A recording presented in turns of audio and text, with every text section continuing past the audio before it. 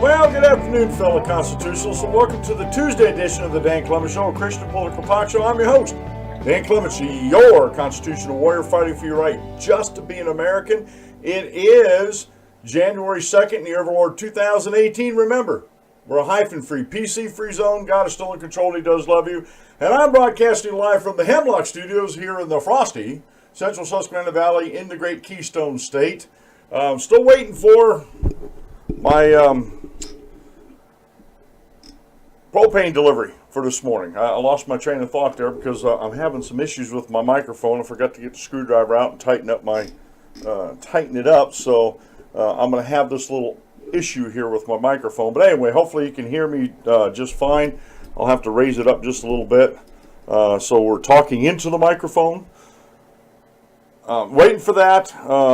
Everything seems to be working fine, though. That we got a little bit warmer temperatures today. So again, if you're on propane and you've been on propane for years, you know this.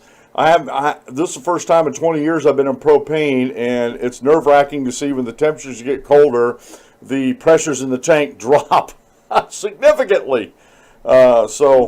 Hopefully we'll have enough. I don't know if they're going to be here today or tomorrow. It looks like I went out there today. It looks like we're going to have enough to get through most of this week if necessary. So I'm thankful for that. I'm thankful that at least I'm not out there throwing firewood in the fire, because during these last couple days, I think I'd have been overworked. I'd probably had been out there about every 4 hours or so to keep the fire stoked so the house would stay warm. So again, I thank God that we had the wherewithal to put a new furnace in the basement so I wouldn't have to deal with the wood outside. I'm still doing some small things around the house, some insulating chores, which I've been doing the past couple days, especially down the basement. The basement's getting really tight now as far as heat loss. So I'm thankful for that. That way I have more heat in the house. We're actually, just to give you a little update on things, I'm going to be ordering some registers. I looked around here, and I got to go to Lowe's first and see how much they are at Lowe's. I'm looking for 6-inch wide by 12-inch, 12 by 6 floor registers that I'm just going to cut openings in the floors back in my back hallway, in the living room, and the dining room, to let some of that heat from the basement come up and help heat the upstairs. Because I did put a 50,000 BTU water modine in the basement. It works very well. It doesn't take long to warm that basement up at all. And I do keep the basement a little bit warmer, like a couple degrees warmer than the upstairs, so the floors are warm and we don't have that cold drafting, feeling on our floors. So, but everything's working well. I'm like I said, thank God, that He gave me the talent and the wherewithal to learn and understand plumbing and heating principles and things like that. So, we're doing good here. Today I entitled the show "Freedom Needs Character." And we're going to talk about this. I got some more news about Iran that we're going to go over, some more thoughts. Not so much news, but some more thoughts on Iran and what's going on over there. And I also have a couple articles I want to get to today talking about, there's a new study out of the Texas University, and we'll get to that. White people, your DNA is an abomination. So now our DNA is an abomination. But I have a counter article to that from the Institute for Creation Research. Skin color research confirms biblical narrative. So there. I'm going to share both of those. And where I got the title of the show today is actually out of the last article I want to get to today by Lawrence W. Reed over at fee.org. What does the world need more of? And it's a wonderful essay that he wrote, and we're going to read this. I will get this on the show today. We'll get this to where I'm actually going to make a separate video on this also later today. And it was a fantastic read. And honestly, folks, what the world needs more of goes along with what we're talking about in Iran, about our foreign policy, how we treat each other, our politics in America, the whole 9 yards, our society, and all these different things that are going on today. What the world needs more of is a good essay to explain a lot of these things and, to give us a better perspective on everything. Today's show is being brought to you by my Cafe Press store show. The DanClementShow.com has, or the Dan Clement Show has a Cafe Press site, and we sell bling to the show. You know, we've got t-shirts for men and women, hats, hoodie, coffee mugs, and a mouse pad. You know, for those that still like using mouse pads, which I do, it's all over there. And by purchasing, going to the DanClementShow.com and looking on the menu bar for the TDCS Cafe Press button, hit that, take you right over to the link, and any purchases you make over there, I make a small portion of that to help support the DanClementShow.com. And I'm telling you what, folks, this is some nice looking merchandise over there. And if you don't see something over there, let me know. I can see if we can either get it custom made for you, or and add it to the store, or, you know, whatever your fancy is with the Dan Clement Show logo on it. The one thing I really want to work on next to add to the store is a polo shirt, a collared, pocketed polo shirt that you can wear that has the Dan Clement Show logo on it. I don't think I'm going to go as far as Rush Limbaugh and have an office chair, not quite yet anyway, with my logo embroidered on the back. He has a chair that has the EIB network on the back. I always admired that. I'm not envious of it. I always admired it, and maybe someday, who knows? You never know with me, folks. You just never know. Today's daily Bible reading comes from 1 Timothy chapter 3, verses 14 through 16. And this is Paul writing to Timothy. These things I write to you, though I hope to come to you shortly. But if I'm delayed, I write so you may know how you ought to conduct yourself in the house of God, which is the church of the living God, the pillar and ground of the truth. And without controversy, great is the mystery of godliness. God was manifested in the flesh, justified in the spirit, seen by angels, preached among the Gentiles, believed in the world, and received up in glory. Now, this is the Apostle Paul. He's in his later years. Matter of fact, he wrote this letter from his imprisonment in Rome to a young preacher named Timothy. You know, to tell him, I write these things so you know how you ought to conduct yourself in the house of God. And too many times in our Christian world, folks do what they feel or what they think is right, and they don't necessarily do what's right in the sight of God, according to His Word. You know, because in verse 15, but if I'm delayed, I'll write so that you may know how you ought to conduct yourself in the house of God, which is the church of the living God, the pillar and ground of the truth. It's not my church. It's not your church. It's Jesus Christ's church. It's God's church. It's Christ's kingdom here on earth. And we have no authority. We have no business changing things from God's Word. But we need to be people of the Word so we know what God's Word says. So we can work from a position of authority because we use God's Word as our authority in everything we say and we do as Christians. The quote meal today comes from Billy Wilder. Hindsight is always 20/20. Ain't that the truth? I have to wear corrective lenses to get anywhere close to 20/20. But hindsight, always 20/20. We always can look back and see what we could have done, what we should have done, what we ought to have done. Now, today's short Bible lesson is by Wayne Jackson over at ChristianCourier.com, and is titled A Review of Recent Arguments for Women Preachers. Now, this goes along with what we're talking about here in 1 Timothy chapter 3, verse 15. I write so you may know how you ought to conduct yourself in the house of God. There has been a recent movement, and it's been going on for years in the denominational world, but in the churches of Christ, this is something that's still fairly recent about the question about women preachers. And I just caution folks, it's a good read. Wayne Jackson does a really good job of sourcing his material, of keeping things in context, and a lot of times, if not the majority of times, when there is error taught about the Word of God, it's because it's taken out of context. Whatever the precept is, baptism, you know, women leaders in the church, you know, whatever the topic would be, a lot of times the modern view of things, it's because it's taken out of context, or the denominational view of things. It's because it's taken out of its context. What's where it's written, what passage it's written in, the overall context of the passage, the overall context of the book, and then again the overall context of the Bible. So it's a good article. I encourage you to read this. It'll be up at the show notes page right after the show. I've been working very, very hard to get those done directly right after the show. A recent review of arguments for women preachers by Wayne Jackson. It's like I said, it's a very, very good read to go over and look at that. Now, this is going to be a little bit of an extension of yesterday's show about what's happening over in Iran with the protests and all that's going on here. We're going to make some comments on this again like we did yesterday.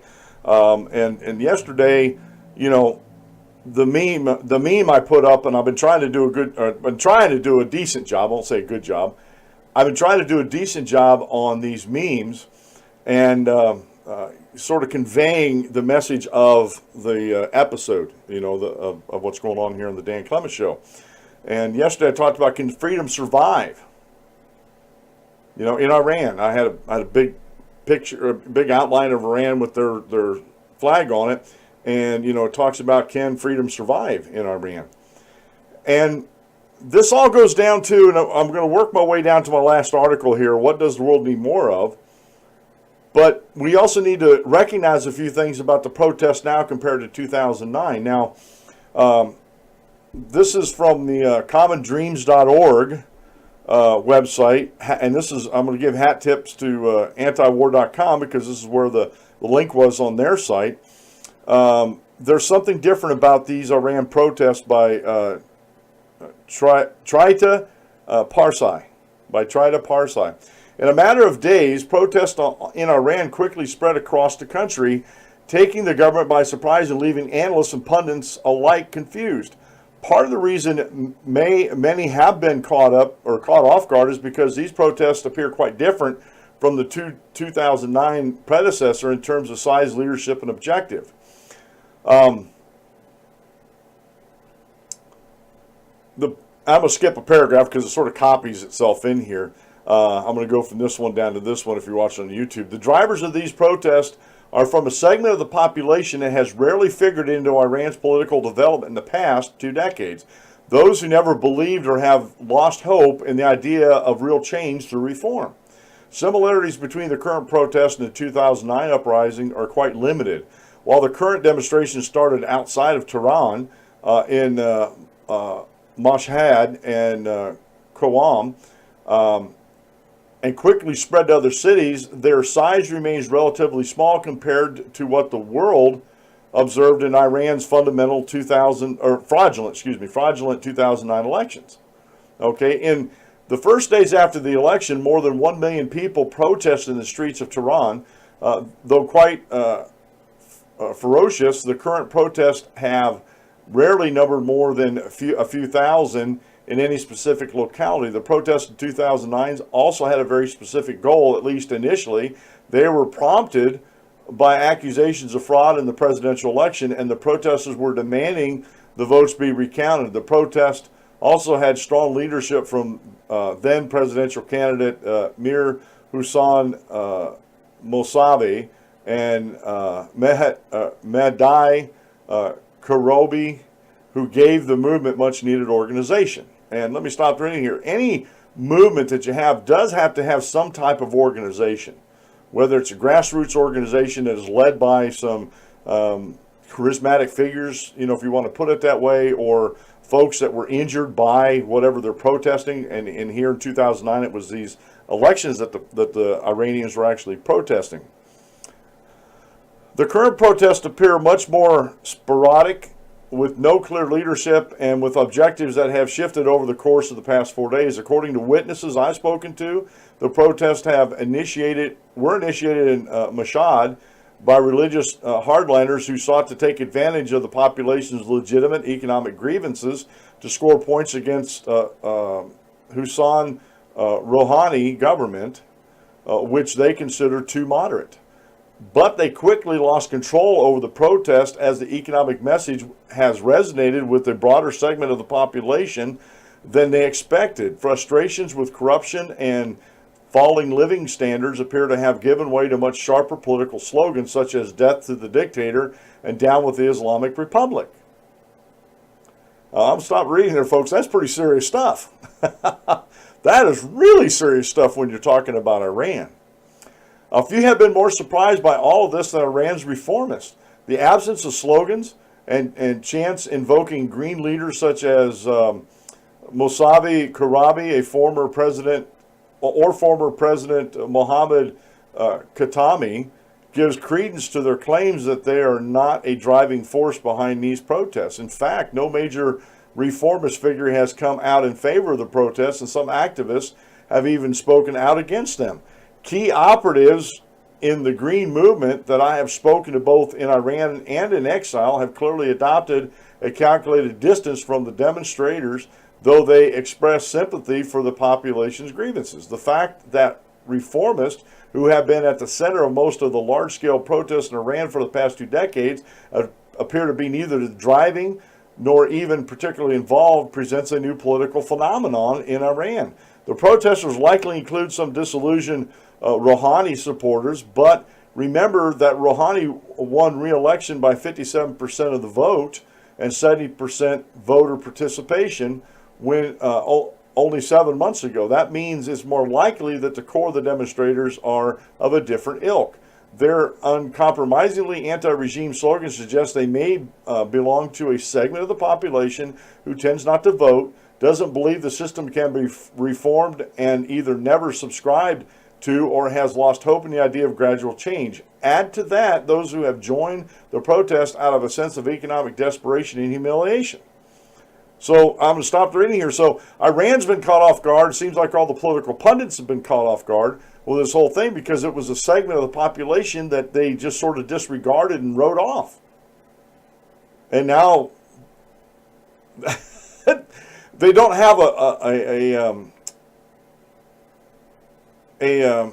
leadership. There's these protests. They don't have a leader that's sort of consolidating everything and that they can get behind it. It seems very, very widespread, and this is a problem. This is a problem for an authoritarian government because who are you going to jail? If they don't have any leaders, and this seems to be coming from folks you wrote off years ago over the past couple decades, and there's no clear leadership, can you round them all up? What would happen if Iran would round all these people up?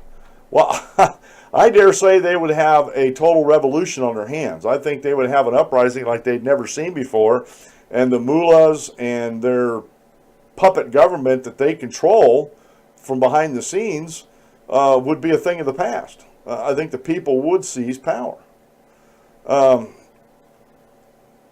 Now, just reading on here, the Iranian government is certainly not known for its lack of brutality. Protests in 2009 were violently suppressed with massive human rights violations captured by citizen journalists on their cell phones. The brutality it is capable of has, or at least so far, not been fully mustered. The question is why? Is it because the Rouhani government calculates that the protests will fizzle out on their own or potentially even give him leverage against the hardliners to push more aggressively for reform? Or is it because the hardliners are holding back to embarrass Rouhani and claim he's incapable of upholding security? So there's, folks, this is political theater at its best over in Iran because we just don't know. We don't know which way this is going to break. I bet you the mullahs are in their little chambers, in their mosques or meeting rooms, whatever, scratching their heads saying, what do we do? What do we do? Because again, with 70% participation in last election, Rouhani captured 57% of the vote. And some of that vote had to come from these disenfranchised. Not all of them, but some of it had to. So again, it's something different about this protest here, and the main difference is they don't have any leadership. And you know what? Not that I want to liken it onto the Tea Party, but again, the Tea Party was totally grassroots. And now, did they have some national figures? Yeah, that they could rally behind. But for the most part, the Tea Party was like an organic organism all by itself that grew and grew and grew from the grassroots up. And it's not like some of these fake grassroots like Indivisible Guide or Let America Vote or Common Cause, which were structured by politicos that came out of Washington. You know, the Tea Party literally sprung up from the grassroots, and it eventually had some national figures that it was getting behind. But even then, there were splinter groups that, you know, for whatever reason they had, didn't want to have a national figure, you know, and so there was a couple different types of, or a couple different national Tea Party groups out there. And this sort of reminds me of that. I don't want to make the comparison that they're exactly like them, but it has that feeling that this is totally coming up from the grassroots, and the government doesn't know what to do with this. They have no clue. Tarita goes on, or it is simply that the government as a whole is scrambling to figure out how to respond to the outpouring of discontent from segments of society they really pay attention to. 4 days into the protests, there's still more questions than answers. The picture is emerging, however, that the political landscape in Iran is being shaken up by those seeking change outside of reform. And this, like I said, we don't know exactly how this reform is going to take place, but folks, people aren't happy over in Iran. They're really not. They're not happy with what's going on over there. And again, like I said yesterday, Iran does not have free market capitalism going on over there. It is totally authoritarian regime. Rouhani is the face. He's like the puppet in front of the mullahs, the public face of the mullahs over there. So, again, we're going to keep a close eye on this. And if you want to keep track of this, the best way I know how to keep track and get the most up-to-date and accurate information would be go over to antiwar.com. And it's just, that's a good site to go to. Now, I got to take umbrage with this NBC correspondent. This is from thefreebeacon.com by David Rutz, R-U-T-Z, Rutz. And this is posted today. Yeah, it is the second. I was thinking, is it second already today? Anyway, NBC reporter refers to Iran's support of Hezbollah, Assad, as endeavors. Now, folks, endeavors is a very innocent term here. When I think about endeavors, I think about folks that are endeavoring to accomplish something as far as taking care of the homeless, the poor, the needy, those type of endeavors, or a couple people get together and embark on an endeavor to create a company, things like this. But to say what Iran's doing with their support of Hezbollah and Assad as endeavors is laughable in the extreme. MSNBC correspondent Ayman Mohiuddin referred to Iran's malign actions in the Middle East as endeavors during a statement Tuesday about the mass protests against the Islamic Republic. At least, and this is the total as of this morning that I've heard, at least 21 people have been killed during the wide-scale anti-government protests by Iranians fed up with the high price and economic mismanagement by the Ayatollahs. Some of that frustration has stemmed from using sanctions relief from the Iran nuclear deal on terror sponsorship rather than building up the country. There is truth that the Iranian people did not reap the benefits of what was supposed to be a windfall of money, and that has been a consistent argument made by American critics of the Iran nuclear deal, that the money that the Iranian government was going to receive was probably going to be diverted and used in those endeavors in Syria, Lebanon, and Yemen. Mohiuddin said Iran's endeavors in those countries include bolstering dictator Bashar al-Assad in the Syrian civil war, supporting the Lebanese terrorist organization Hezbollah, and supplying missiles to Houthi rebels in Yemen. Morning Joe fill-in host Kathy Kay read out President Donald Trump's latest tweet in support of Iranian protesters, which also criticized the Obama administration for all the money that went into terrorism and into their pockets.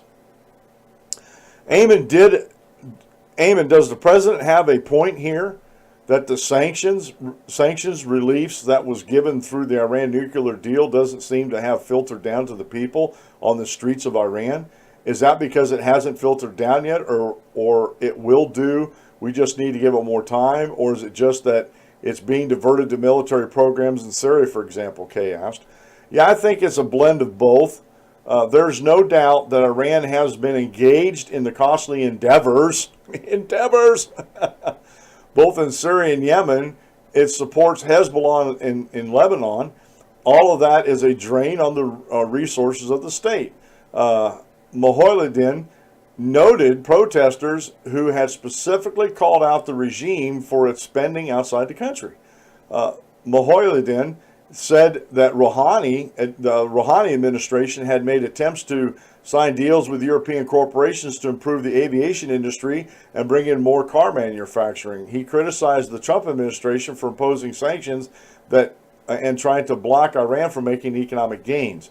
This Trump administration has imposed sanctions on Iran, and so they've been trying to block Iran from making any kind of economic gains over the last year that the administration has been in office, he said. Now, these endeavors, and a lot of the lamestream media absolutely will not use the term terrorism.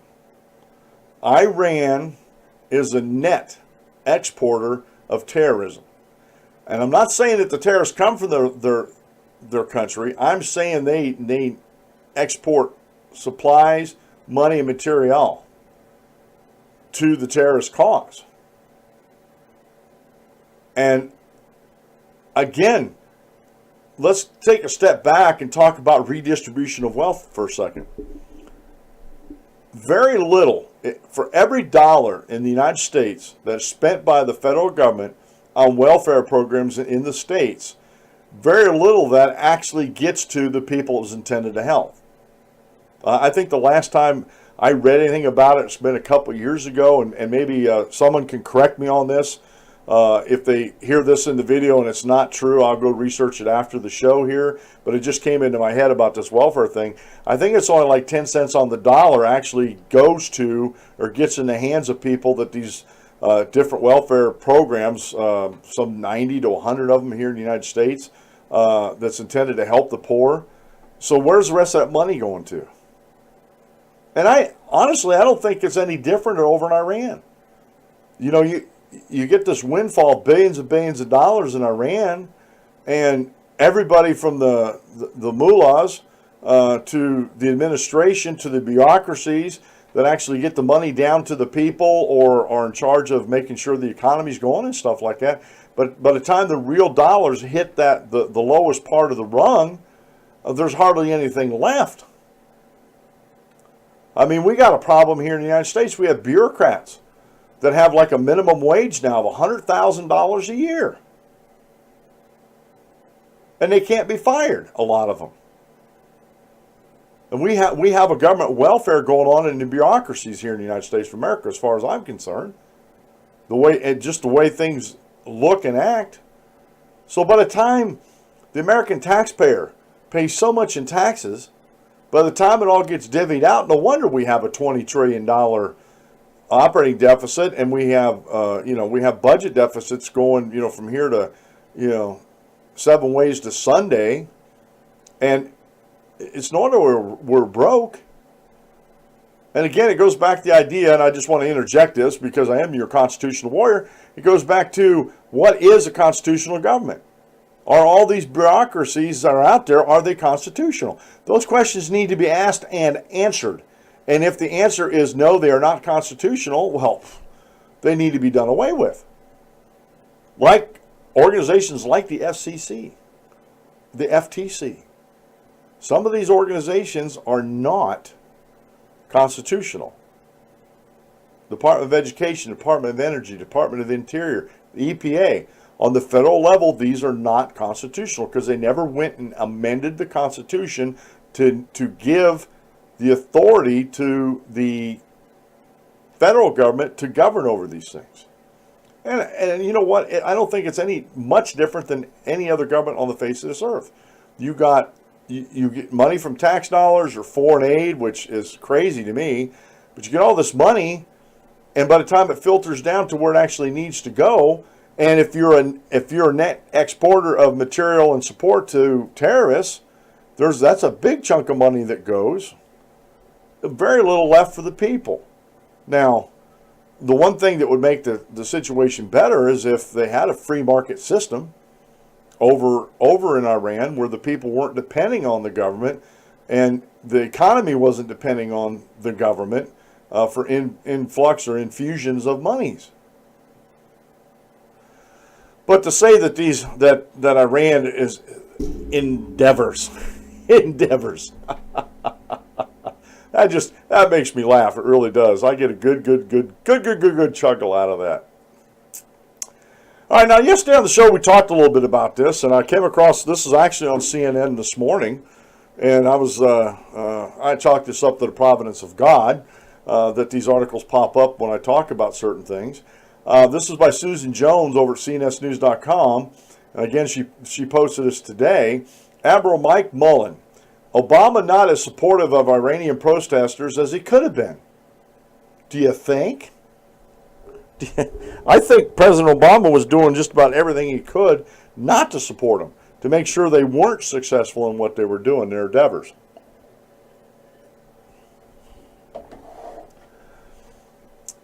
And now this Admiral Mike Mullen, he was the former Joint Chiefs Chairman under the Obama administration. A former Joint Chief Chairman, Admiral Mike Mullen, no fan of Donald Trump, nevertheless agrees with President Trump's support of the Iranian people who are protesting against the hardline rulers. Mullen who served under President George W. Bush and Barack Obama, told ABC's This Week on Sunday that President Obama was not as supportive as he could have been in 2009 when the Iranian people waged similar anti-government protests. Well, I think the 2009 time frame is very instructive, Mullen said. I think we choose to not be as supportive as we could have been then, and I hope we can get it or be right now so that Iran can continue to evolve.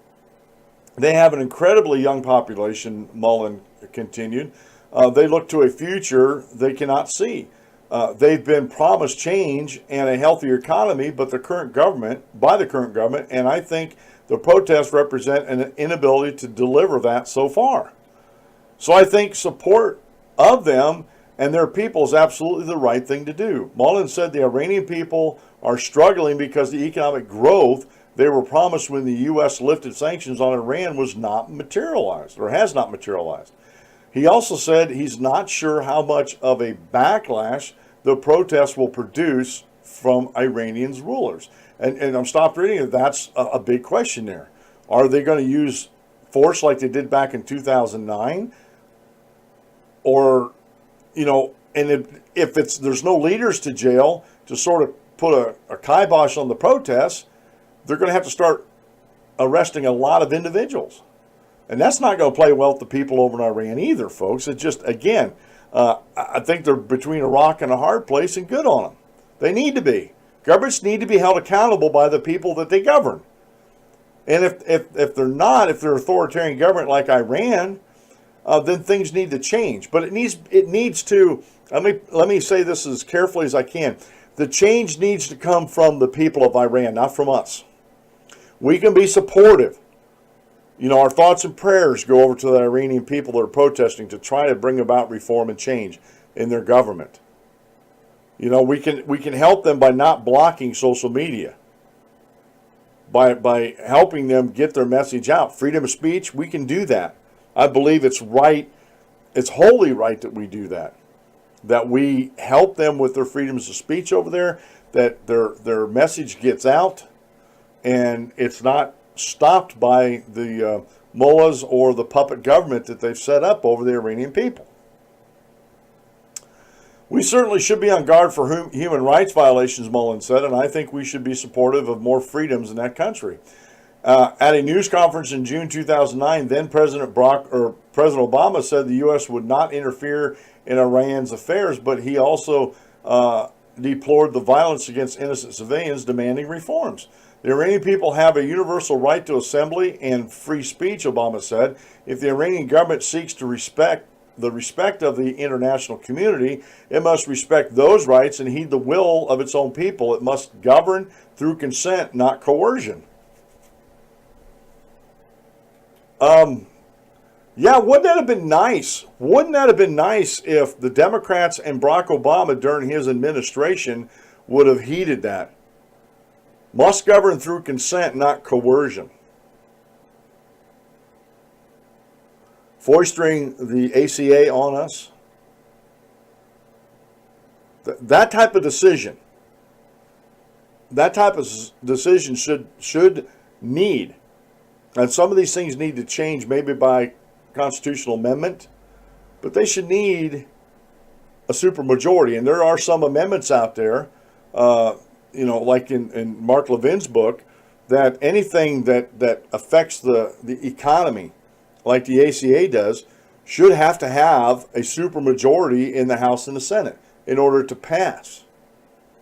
It didn't. Matter of fact, again, things are so polarized in Washington, D.C., not a single Republican voted for the ACA, just like there wasn't a single Democrat that voted for tax cuts. Now, again, on a side note, that's going to come back to bite the Democrat leadership in the behind, and good on them. But again, there's so much out there in this country today. Net neutrality, real quick, another side note on net neutrality. The Humanist Report is reporting and trying to get behind the idea that local municipalities need to take taxpayer dollars and create public broadband, so we don't have to worry about not having net neutrality. And again, my problem with that is what happens if you have a group of people in that city that don't want the taxpayer dollars going to a commercial endeavor like that? Should you be able to run roughshod over those citizens? No, I don't think so. As a matter of fact, I think it's going to fall flat on its face for the most part, because people are going to see their tax dollars the tax dollars have to come from somewhere. Either they got to cut something in the budget, or they have to raise tax dollars in order to do this.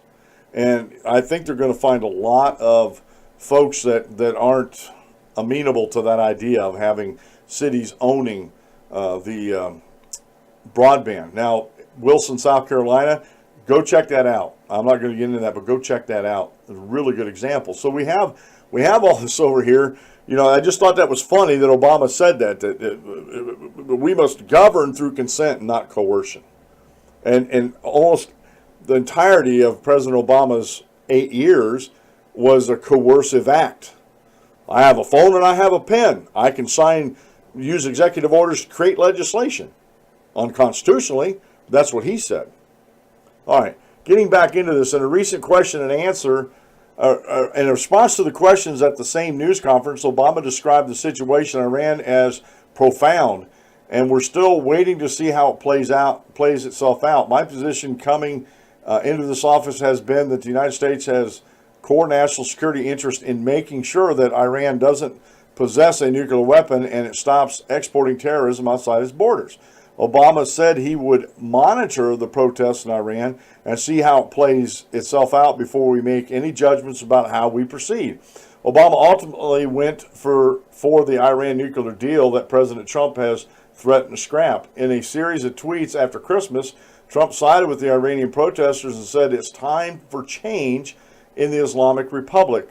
Many reports of peaceful protests by Iranian citizens fed up with the regime's corruption and squandering of the nation's wealth to fund terrorism abroad.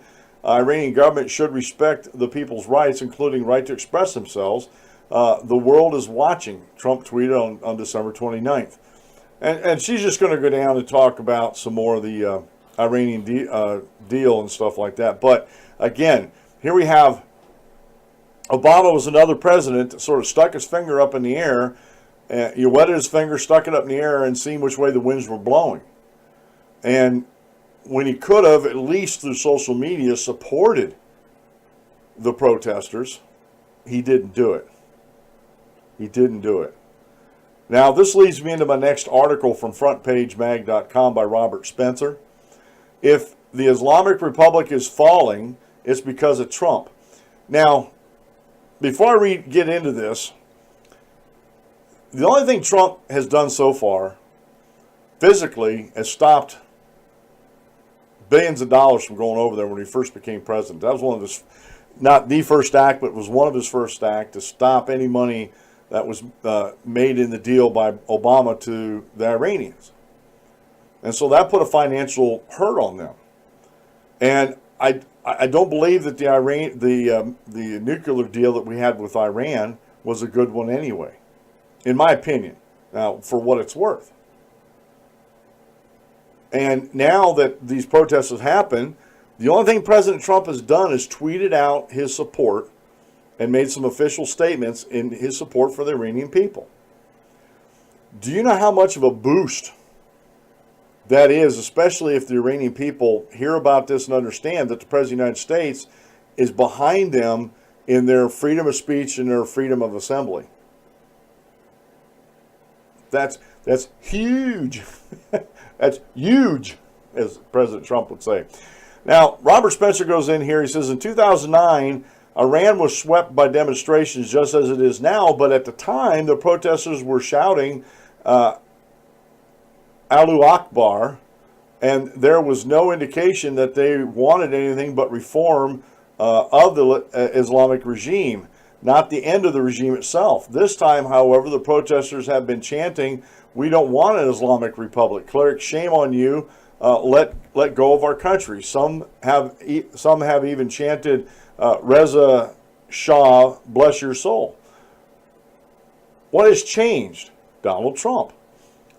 Reza Shah was the Shah of Iran in 1925 to 1941, and the father of Mohammad Reza Pahlavi, the Shah who was overthrown in the Islamic Revolution of 1979. Now, let me stop the reading here real quick, because there's some history that Mr. Spencer leaves out, and there's some history here of the supporters of the Shahs that are being left out.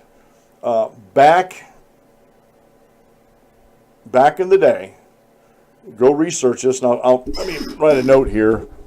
I have these links up in other shows I did years ago, but Operation Ajax. I'll put some links up here in the show notes page today. Operation Ajax. Basically what it was the CIA, the American CIA, and their counterparts in the British government, which at the time owned British Petroleum. Iran had an election, elected this Dr. Mohammed, and I can't remember his whole name off the top of my head. He was democratically elected. As far as I could find out in my research, no one was citing any hanky-panky in the election process. So he was properly elected over in Iran, but he wanted to nationalize all the oil and keep the money for the Iranian people, just like Saudi Arabia has done. Well, that didn't sit well with British Petroleum, who was the biggest driving force behind this. So between the CIA and British Petroleum and Operation Ajax, they removed a democratically elected president of Iran, and they instilled the Shahs of Iran. And a lot of the supporters of the Shahs of Iran look at them as being, gentle, caring for the people and that, but they forget about the history of the secret police of the Shahs of Iran and how they treated people. Matter of fact, a lot of the and whether you think it was justified or not, I'm just going to put this out. The Ayatollah Khomeini, who was in exile, and a lot of his followers until 1979, these were the people that the Shah was going against and their supporters and stuff like that.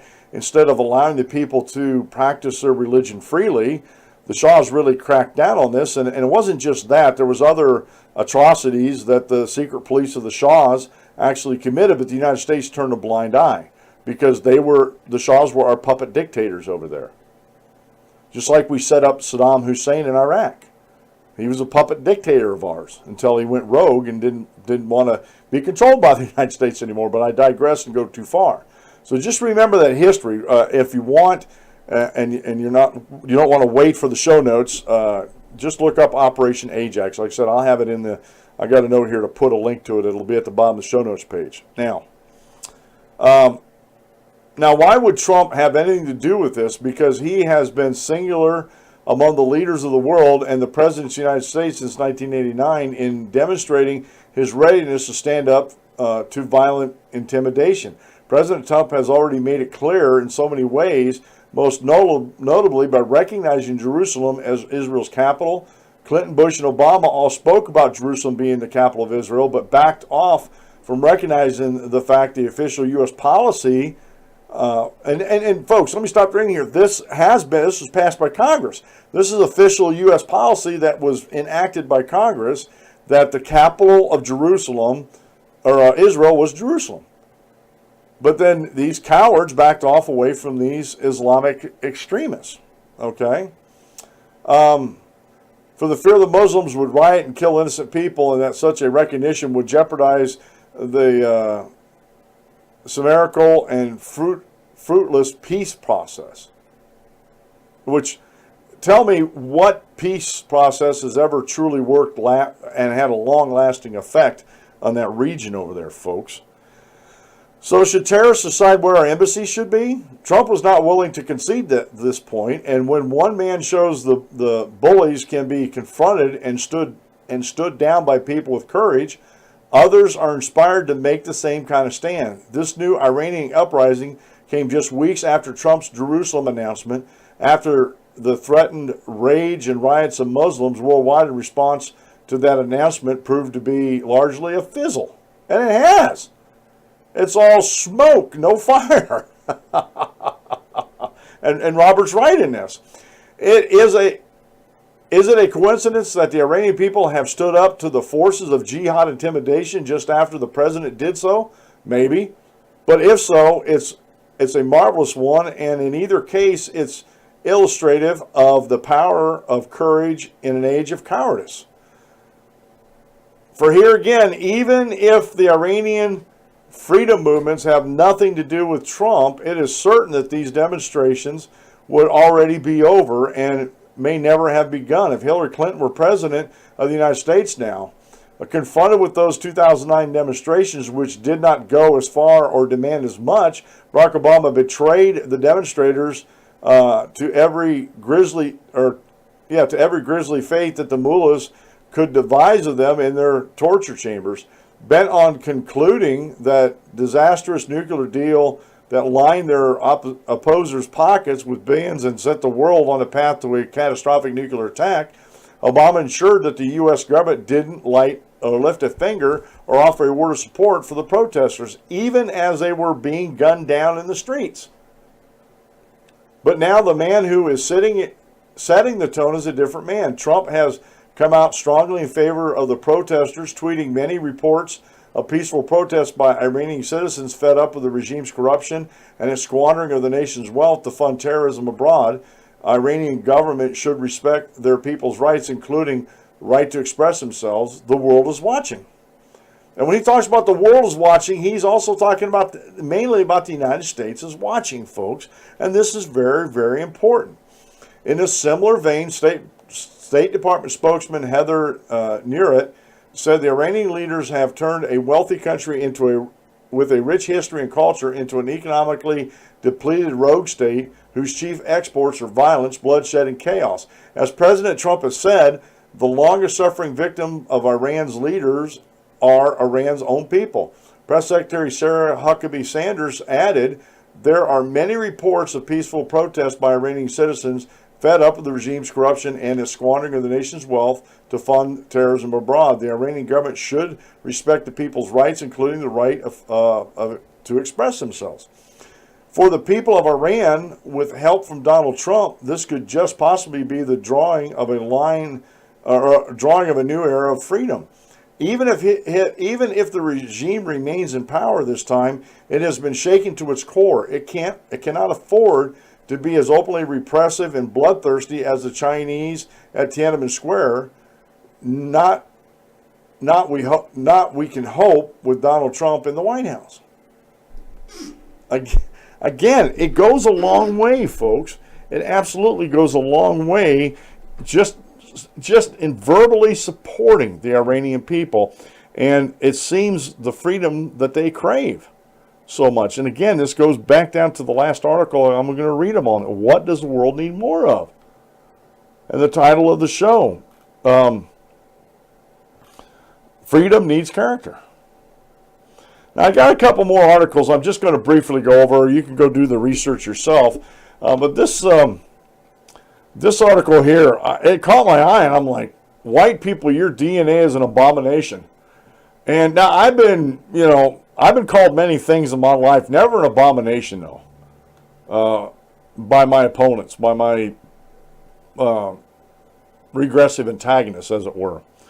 But this comes out of Joe the Plumber News by a guy named Randall, posted on December 31st. White people, your DNA is an abomination. In the state of Texas, yep.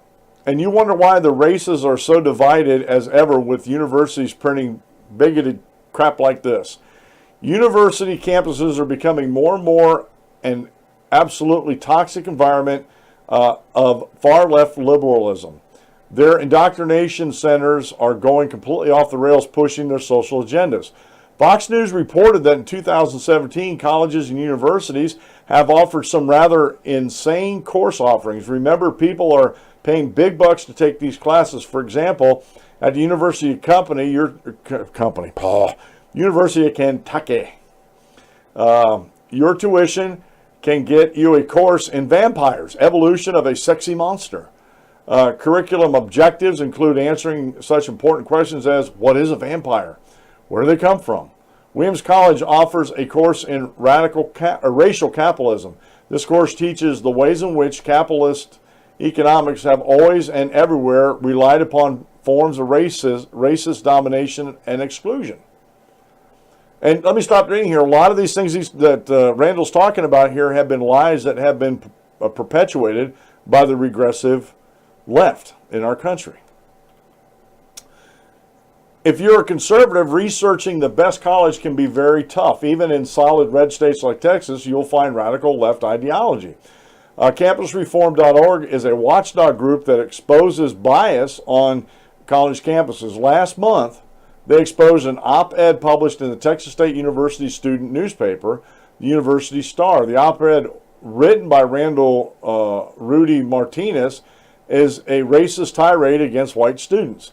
The article is full of hate. Martinez writes, when I think of all the white people I've ever encountered, whether they have been professors, peers, lovers, friends, police officers, etc., there's perhaps only a dozen I would consider decent.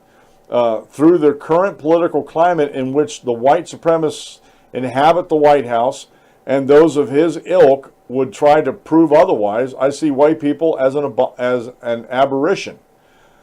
Through a constant ideological struggle in which we aim to deconstruct whiteness and everything attached to it, we will win, he tells the people. Your DNA is an abomination. And this is a picture, if you're on the YouTube, this is a picture of, in the University Star, the op-ed. And then there's this icing on the racist cake. Remember this, I hate you because you shouldn't exist, he concludes. You are both the dominant apparatus on the planet and the void in which all other cultures, upon meeting you, die. Once again, we have a tolerant leftist spewing hate, not even because of an ideological difference, but because of the way someone was born. I know hypocrisy is widespread, and I know we are all getting used to it, but this one shocked even me.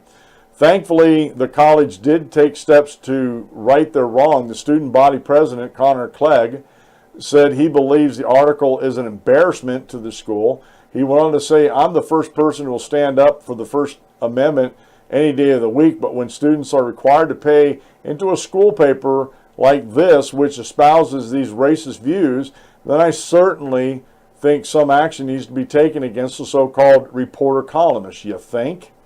The paper has since fired Rudy Martinez and removed the op-ed from their website. Still, the fact that the editors let the article run in the first place is concerning.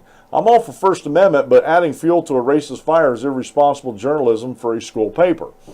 The paradox of tolerance was described by Karl Popper in 1945. The paradox states that if a society is tolerant without limit, their ability to be tolerant will eventually be seized or destroyed by the intolerant. Popper came to the seemingly paradoxical conclusion: in order to maintain a tolerant society, the society must be intolerant of intolerance. Now, I'm not going to read it. I'll let you go down through and read that. It's a good little thing about the parable of tolerance. And this is what I'm hopefully going to finish up with the video today about the Pro-Am race driver who was criticized and forced to make an apology when he said his nephew should never wear a princess dress. And and he apologized, and and he talks about in his apology how we need to be tolerant of other people's views. Well, yeah, exactly. But the problem with being tolerant of everything means everything goes.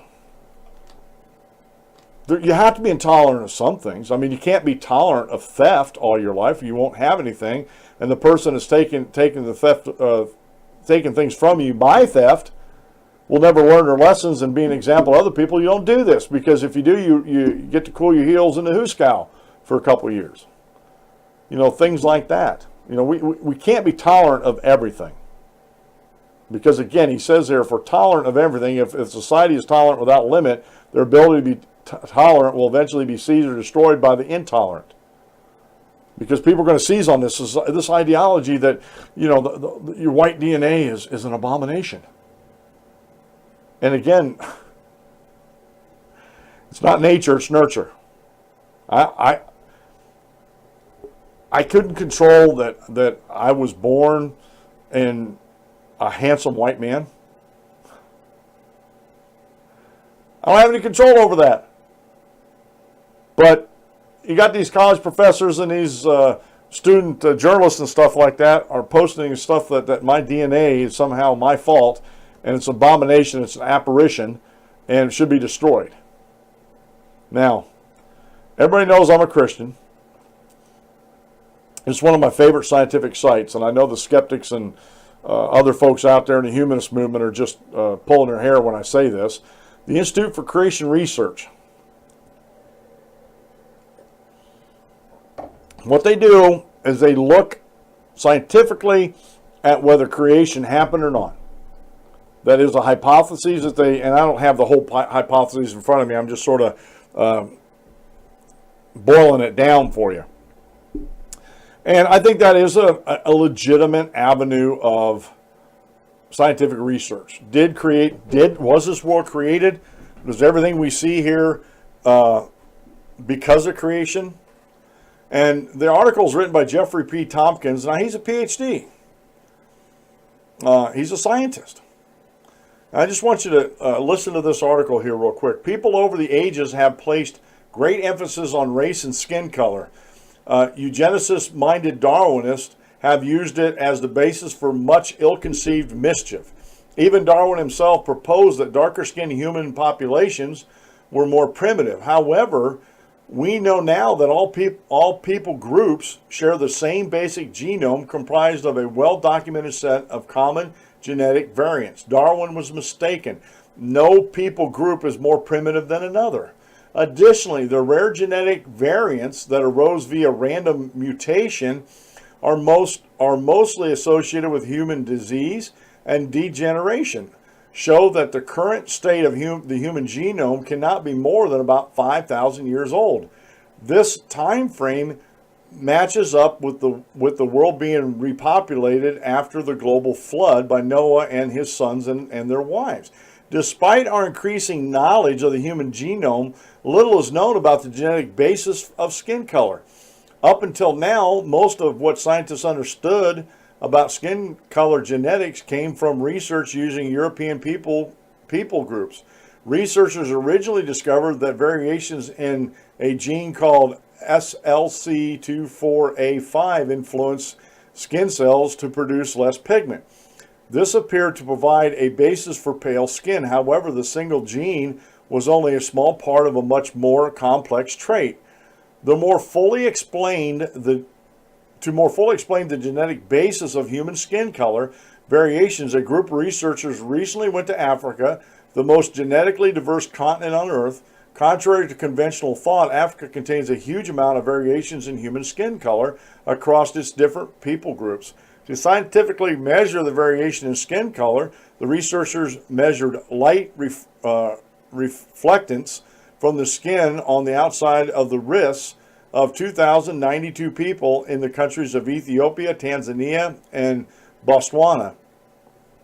This area of skin is largely protected from sunlight, and these readings provide a good indirect estimate of pigmentation level, skin color.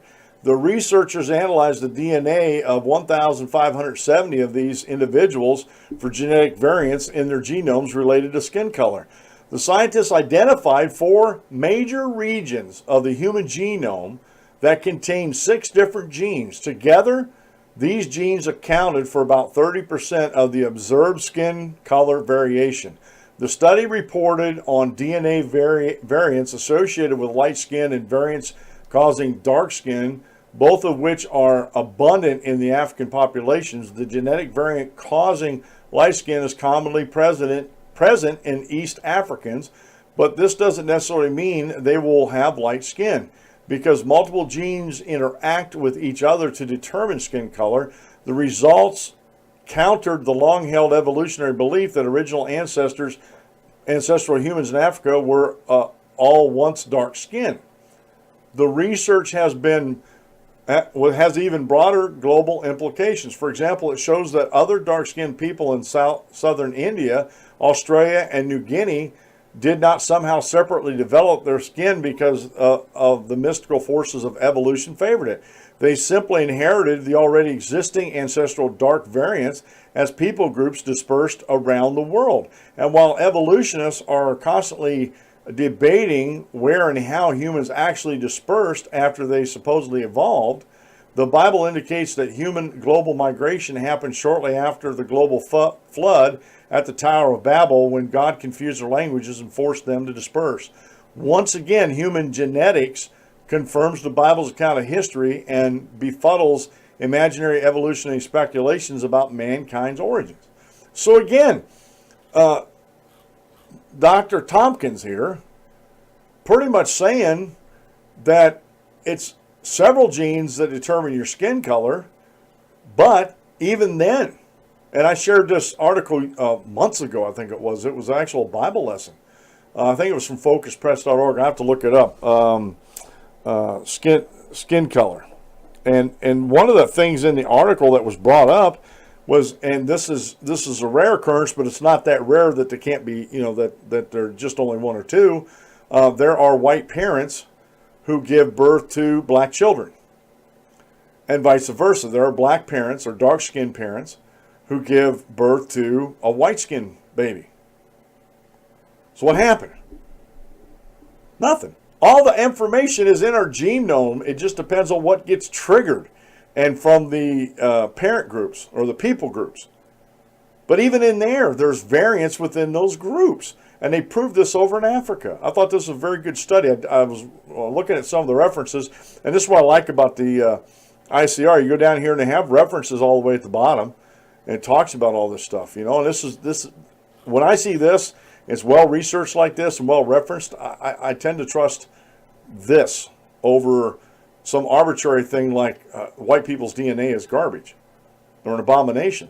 Our DNA doesn't, according to Professor Tompkins here, or Dr. Tompkins here, our DNA has very little variance from white people to black people. We all have the same DNA. It's just certain variants in it get turned on and turned off. Your eye colors, your hair color. Some of the genes are more dominant than other ones. So it's something we can't help. We're born this way. So to try to determine that, as Darwin did, that dark-skinned people are more primitive, is a bunch of hogwash. And if you're a Christian like me and you believe in the biblical kind of creation, the flood and the Tower of Babel, you understand. You understand how this stuff happened. You know, and I point you back over to Utah and the Mormons. They have some of the most exhaustive genome records in the world. Matter of fact, they funded a project that actually were trying to trace back the genomes, like to the original genes, you know, and they ended up being in the cradle of civilization over where Middle East, and it was leading back to that. It was fascinating. I watched a documentary on that a few years back. But again, the Mormons have an extensive record of genomes. So to arbitrarily say that white DNA is an abomination, you'd have to, if you were serious about the science, you would have to say that all DNA is abomination then. Because my DNA is no different than a black man's DNA or black woman's DNA, just I had different markers that were actually different chromosomes that were turned off or turned on, you know, for my sex, my hair color, my eyes, you know, that I'm genetically predisposed to whatever. But basic DNA in mankind is the same. It's the same. And it just irks me when I read articles like that are very arbitrary. White people's DNA is an abomination. Well, I think your thinking is an abomination. It really is. And this all goes back to the argument of nurture or nature. Almost all of who I am today is because of nurture, not nature. I'm not denying the nature side of me, you know, that I'm a man. I'm not in touch with an inner female because I don't have an inner female. That's why I married a female, so I can be in touch with a female. You know, and I have certain ideas, you know, about the sexes. And I agree with the Pro-Am driver in his first statement that little boys should not be wearing princess dresses, period. Things like that. But I also want to bring up this essay by Lawrence, and I'll finish off the show with this. This essay was over at Foundation for Economic Education by Lawrence W. Reed. He's the president of over there. What does the world need more of? About 30 years ago, I came across a few sentences labeled, "The world needs more." They might have appeared in Reader's Digest, I'm not sure, and the author was noted as anonymous. I've tried many times in the decades since to find the author's name, but to no avail. Whoever wrote those original 3 or 4 sentences was onto something important, and they've spurred me to revise and extend them into a much longer piece. I've shared them with audiences all over the world, most recently at a Georgia Public Policy Foundation in Atlanta in November 2016. Invariably, people in great numbers approached me afterwards and asked, may I get a copy of that? The little essay expresses well the message of personal character that we at FEE regard as crucial to freedom and happiness. Indeed, I've stressed on numerous occasions that freedom and character are two sides of the same coin. Societies cannot possess one without the other, and no society that ever lost its character keeps its freedoms. This is a message that comes through loud and clear. I believe in my recent book, Real Heroes, Inspiring True Stories of Courage, Character, and Conviction, which has proved to be quite popular here in the United States and abroad. If you are inspired by this essay to be a better example to those around you, or if you can put it to use to inspire others to self-improvement, you will totally make my day. Here it is.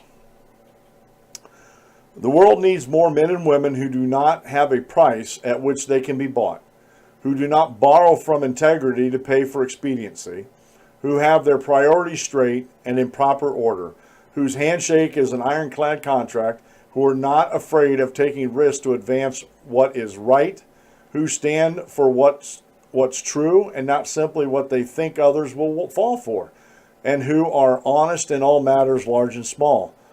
The world needs more men and women whose ambitions are big enough to include others, who know how to win with grace and lose with dignity, who do not believe that shrewdness and cunning and ruthlessness are the three keys to success, who still have friends they've made 20 or 30 years ago, who put principles and consistency above politics and personal advancement, and who are not afraid to go against the grain of popular opinion. The world needs more men and women who are humble enough to realize that planning their own lives is a full-time challenge and are therefore not foolish enough to think that they can plan the lives of the economy of millions of others. They don't regard the central government as the highest authority. The world needs more men and women unafraid to take responsibility, adult enough to accept accountability, courageous enough to speak the truth to power, and smart enough to express gratitude to others when they deserve it. The world needs more men and women who are tolerant of the differences that make people the unique individuals they are, who don't feel threatened by opinions or lifestyles or faiths of others, who are otherwise peaceful and respectful in their conduct, who are patient enough to win over those through persuasion, not force, who don't demand that politicians improve their lot in life by diminishing that of others, who understand that adding value through production, innovation, and service is a far higher calling than redistributing the property of others at gunpoint. The world needs more men and women who do not forsake what is right just to get consensus because it makes them look good, who know how important it is to lead by example, not by barking orders, who would not have you do something they would not do themselves, who work to turn even the most adverse circumstances into opportunities to learn and improve, who muster the integrity to work for a living instead of voting for one, and who love even those who have done some injustice or unfairness to them. The world, in other words, needs more men and women who possess those traits, honored by time, experience, and good sense, and that we collectively call personal character. Sometimes I read articles that really speak to me, and this one by Lawrence Reed really speaks to me, and that's why I titled the show today, Freedom. Let me get back over here real quick. Freedom needs character. As he said in his essay there, or leading up to his essay, freedom and character are two sides of the same coin. When you have a country that loses its character, its freedoms will follow short. You'll lose your freedom shortly thereafter. And we're experiencing this right now in the United States of America, that we've lost our national character. We used to be folks who believed in religious freedom, who believed in tolerance, but not to the point of stupidity, that we had character enough to stand up for what's right and stand against what's wrong. And only a people who have character can have freedom. And the more I think about it, and hopefully you think about this too, and meditate upon this, that you'll see that Lawrence Reed's right, and this anonymous writer who first penned this some 30 years ago, according to Lawrence, is right about this, about freedom and character. The world needs more of this. The world needs a lot more people who do not depend on the government for their daily bread, but depend on themselves or their friends or family for their daily bread instead of the government. And you know that there's voluntary, you know, that someone when they're down and they need a hand up, that they go to friends, family, and their church, and allow them the opportunity to help them. I've been admonished about this many times on not many different occasions, but recently, since I've been diagnosed with fibromyalgia, that if I don't allow the church and friends and family to help me and allow myself to go into financial ruin, that I'm taking an opportunity away from them to do good. You know, just because I'm down financially and physically doesn't mean I'm out of the game. I try to do this show every day, and I try to do it with character. I try to live what I speak, and you know, my words, my bond, my handshake's my bond. I've always believed in that. You know, when at work, you know, especially when I was in charge, that I was always the first one there and the last one to leave. You know, to make sure everything got done. That was my responsibility. And that's how I've conducted my life. If when back, and I'm not bragging on myself. This is just how I operate. When I was driving a log truck, if another logger put 5 loads into the sawmill one day, you can bet, because I saw in the tally books, you can bet that I'd try my darndest to put 6 loads in the next day, because I wanted to be the best that sawmill had. I wanted to be the one that brought the most logs into the mill for the sawmill, for my cutter and everything. That's just the way I'm wired. That's what I wanted to do. When I drove truck, I wanted to do, excuse me, everything correctly. I didn't dilly-dally around. I got to where I needed to be, and then if something happened, at least I was there. And more times than not, the shippers and receivers appreciated that, because then they could get freight off their dock and down the road and make their company money, and I could get it to the receivers so they can put it to use so they can make money. And again, there's certain principles and characters there. And like I said, I'm not bragging about myself. I'm just trying to put forth some examples here. And I see this in the Iranian people. And hopefully they'll understand this. Hopefully they've come to this conclusion on their own, that unless they act with character in these protests and don't get violent, that freedom will follow. And what's happened in their country is they've lost their character, and it's actually been stolen from them by the mullahs and their puppet governments that they set up, and they don't have the freedoms that you and I enjoy at all. And this warms my heart that these people are protesting over there, and hopefully they keep it civil, and any of the violence that goes on over there is actually by bad public actors.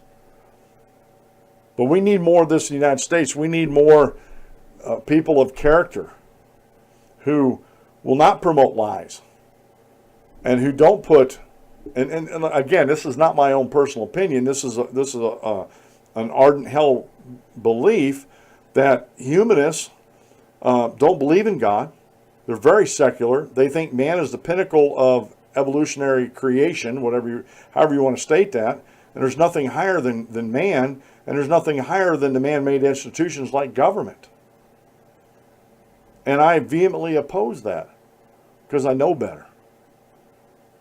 Not just because I say so, and not just because the Bible says so, but because God has left behind so much evidence for mankind to see that there is a God, that He is alive, and He is involved in the daily affairs of man.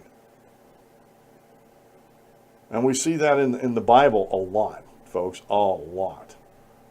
So I wanted to bring that to you. I wanted to bring that to your attention, that article by Lawrence Reed. Hopefully you go read that, maybe print that out, and put it somewhere where you can read it every now and then. I'm definitely going to do the same thing after the show. I'm going to print it out and have it on my desk here so I can read it every now and then, just like I do my Constitution. I print it out, and I'll read that usually about once a month or once every other month, just to keep it fresh in my mind where everything's at in there, and that we can actually, that I can actually be of a benefit to you and yours as you listen to this program, and hopefully you find some value, you find some character in this program. This has been the Dan Clements Show. I'm your host, Dan Clements, your constitutional lawyer. Remember, if you aim at nothing, you hit it every time.